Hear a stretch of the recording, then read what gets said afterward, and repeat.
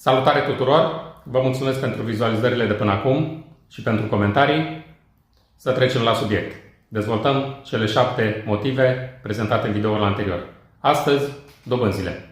Aici avem doi factori. Factori externi și factori interni. La factori externi am introdus dobânda de referință a Băncii Centrale Europene și dobânda de referință a Fedului, Statele Unite. Factori interni, dobânda cheie a Băncii Naționale. Toate dobânzile astăzi au rămas pe un platou. Nu au mai fost creșteri în urma ultimelor ședințe.